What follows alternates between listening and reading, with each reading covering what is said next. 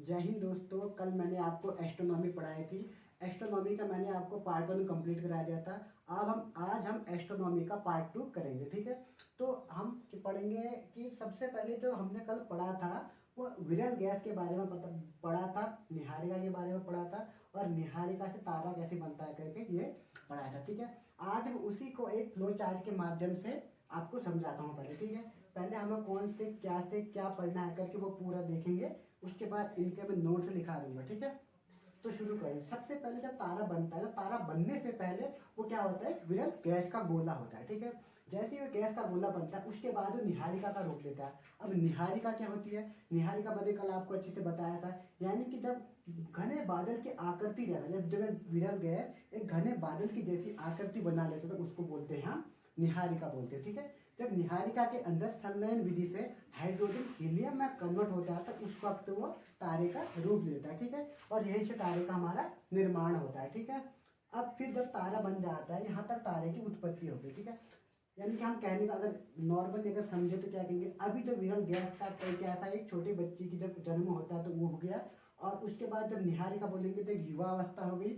और जब तारा बन गए जवान कैसे, यानी कि 50 से 60 साल की उम्र में तारा बन गया, ठीक है। उसके बाद हम कह सकते थे लाल दाने के बुढ़ापे का हम एक खाली मान सकते, ठीक है। ऐसा होता तो नहीं है लेकिन खाली मानने के लिए होगा, ठीक है। उसके बाद क्या है, लाल दानव। अब लाल दानव कब बनता है, जब तारे का ईंधन समाप्त होने लगता है तब क्या होता है, लाल दानों का निर्माण होता है, ठीक है। अब लाल दानों के बाद तारे दो हिस्सों में टूट जाता है।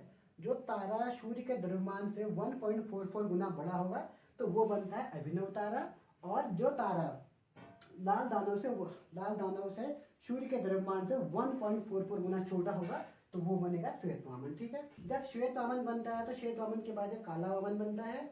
और श्वेत वामन किसे बोलते हैं, जब सूर्य का द्रव्यमान से 1.44 गुना छोटा होता है तो वो श्वेत वामन का रूप ले लेता है, ठीक है। अब श्वेत वामन को हम जीवाश्म तारा भी कहते हैं। जब लाल दानव का द्रव्यमान सूर्य के द्रव्यमान से 1.44 गुना बड़ा होता है तो वो बनता है अभिनव तारा बनता है, ठीक है।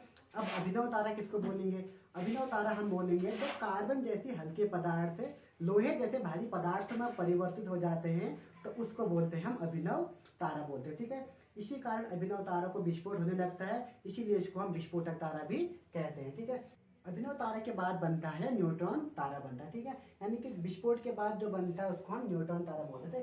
न्यूट्रॉन तारा के बाद एक पल्सर बनता है और एक क्वेसर बनता है। पल्सर क्या होता है, पल्सर उसको बोलते हैं जब क्या होता है, लाइट जब कभी देखा होगा ना, लाइट जब आती है कभी आती है कभी जाते नहीं, झम झम झम करती है, तो वैसा ही पल्सर को भी देखने को मिलता है। और इसमें विद्युत चुम्बकीय तरंगें इसकी उच्च होती है, ठीक है।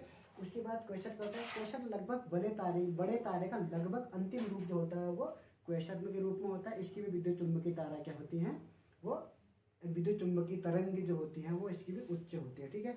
उसके बाद है हमारा ब्लैक होल। यानी कि ब्लैक होल का जो घनत्व होता है अति उच्च होता है। ब्लैक होल इसमें प्रकाश को भी यह गुजरने नहीं देता है, ठीक है।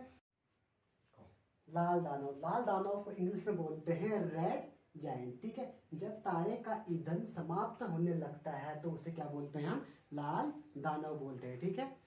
इसका आकार जो होता है वो बड़ा होता है और इसी को हम क्या बोलते हैं, लाल दानव बोलते हैं, ठीक है। लाल दानव के बाद आता है हमारा श्वेत वामन। श्वेत वामन इंग्लिश में बोलते हैं व्हाइट ड्वार्फ बोलते हैं, ठीक है। क्या होता है व्हाइट ड्वार्फ, इसे जीवाश्म तारा भी कहते हैं, ठीक है। जब छोटा तारा अंतिम रूप से श्वेत वामन के रूप में ही चमकता है, इसके बाद ये चमकता नहीं है, ठीक है। अब उसके बाद है काला वामन। जब श्वेत वामन चमकना बंद कर देता है तो उसको हम बोलते हैं काला वामन बोलते हैं, ठीक है। इस प्रकार छोटे तारे का अंत हो जाता है, ठीक है। उसके बाद आता है हमारा अभिनव तारा। अभिनव तारा को इंग्लिश में बोलते हैं सुपर नोवा बोलते हैं, ठीक है। अब अभिनव तारा क्या होता है, इसमें कार्बन जैसे हल्के पदार्थ लोहे जैसे भारी पदार्थ में क्या होते थे, कन्वर्ट हो जाते, ठीक है। और जिस कारण यह विस्फोट करने लगता है अतः इसे विस्फोटक तारा भी कहते हैं। न्यूट्रॉन तारा क्या हुआ, न्यूट्रॉन तारा विस्फोट के बाद बनता है। यानी न्यूट्रॉन तारा किसके विस्फोट के बाद बनता है, इसका घनत्व क्या होता है, उच्च होता है तथा इसका आकार क्या होता है, छोटा होता है, ठीक है। उसके बाद होता है पल्सर। पल्सर क्या होता है, यह तारा चमकता है और बुझते रहता है, यानी कि जैसे लाइट डिम होती है झम झम झम ऐसे करते रहता है, ठीक है। इसमें उच्च संख्या में विद्युत चुम्बकीय तरंगें निकलती रहती है। उसके बाद आता है क्वेसर। यह तारों की लगभग अंतिम अवस्था होती है और इसकी चुंबकीय क्षमता अति उच्च होती है, ठीक है। उसके बाद है कृष्ण विवर। कृष्ण विवर को हम इंग्लिश में बोलते हैं ब्लैक होल, ठीक है। ब्लैक होल इसका घनत्व तो अति उच्च होता है, यहाँ से प्रकाश गुजरना भी मुश्किल है, नहीं पता, प्रकाश को गुजरने ही नहीं देता है, ठीक है। उसकी खोज किसने की थी? भारतीय वैज्ञानिक, इनका नाम था चंद्रशेखर, ठीक है। अब आता है चंद्रशेखर सीमा क्या होती है, यानी कि सूर्य के द्रव्यमान के 1.44 गुना द्रव्यमान को चंद्रशेखर सीमा कहते हैं, ठीक है। जो भारतीय वैज्ञानिक थे चंद्रशेखर, उन्होंने इस चंद्रशेखर सीमा की खोज करी थी, ठीक है।